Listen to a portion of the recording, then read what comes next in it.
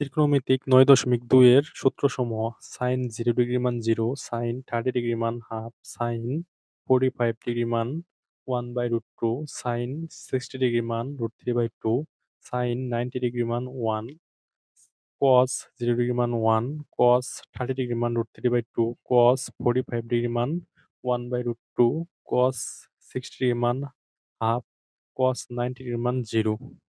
tan 0 degree মান 0, tan 30 degree মান 1/√3, tan 45 degree মান 1,